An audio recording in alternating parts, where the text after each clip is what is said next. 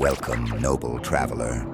Here, in the heart of this ancient library where the stories of Azeroth are woven and unraveled, we venture together into the darkest legends and forgotten secrets.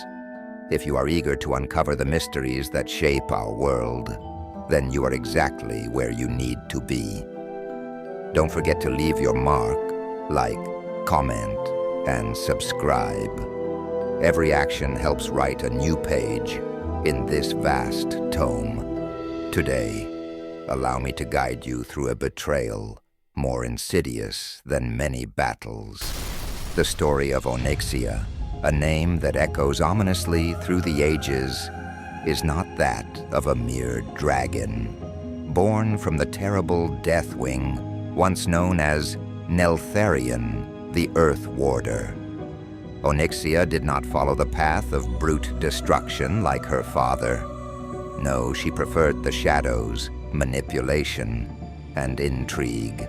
It all begins with Deathwing, once a benevolent dragon aspect, who went mad under the influence of the old gods. His corruption spread like poison through his lineage. His son, Nefarian, chose the path of violence and alchemical experiments. But Onyxia adopted a more cunning approach. Disguised as the human noble lady Katrana Prestor, she infiltrated the court of Stormwind, passing herself off as a trusted advisor. Imagine this, a formidable dragon masquerading as a simple counselor, whispering her lies into the ear of none other than King Varian Rin himself. Weakened by the tragic loss of his wife, Varian quickly became the perfect target for Onyxia's manipulations. In the halls of Stormwind, she wove a web of deceit, dividing factions and weakening the kingdom from within. No one saw the true threat behind her kindly smile.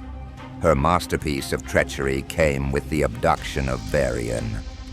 Aided by the Defias, Onyxia captured the king and took him to Theramore. There, in her draconic form, she used ancient magic to split him into two distinct beings. On one side, Logosh, the embodiment of raw and unstoppable strength, and on the other, a manipulable Varian, a weakened shadow of his former self. While the docile Varian returned to Stormwind to serve as Onyxia's puppet, Logosh, sold as a gladiator, fought to reclaim his identity. Thanks to the intervention of Jaina Proudmoore, the two halves of Varian were eventually reunited. Onyxia's betrayal was exposed.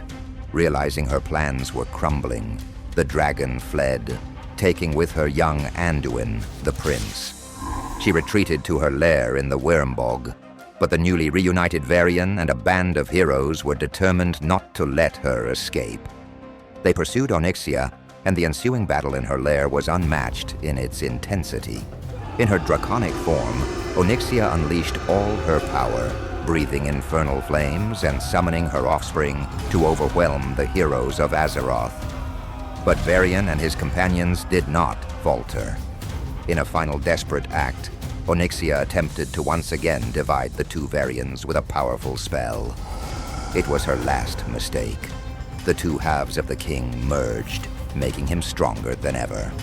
Armed with his elven blade, Varian struck the fatal blow, ending Onyxia's reign.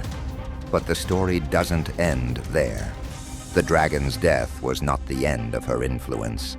Her brother, Nefarian, consumed by rage and thirst for vengeance, took refuge in the depths of Blackrock Mountain.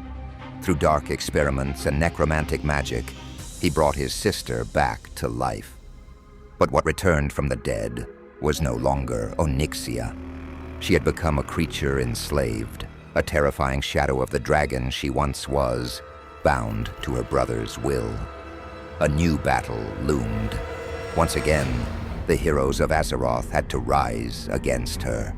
But this time, her return was merely a prelude to a far greater threat. For in the depths of the mountains, their father, Deathwing, was awakening, ready to plunge Azeroth into an unprecedented cataclysm. Thus ends the tale of Onyxia. But before you leave, remember, travelers, the greatest threats are not always visible. They hide in the shadows, manipulating, influencing, pulling the strings from unexpected places. And sometimes they even wear the face of an ally, a counselor, or a king. Stay ever vigilant, for in this world, the real danger is never where you expect it to be.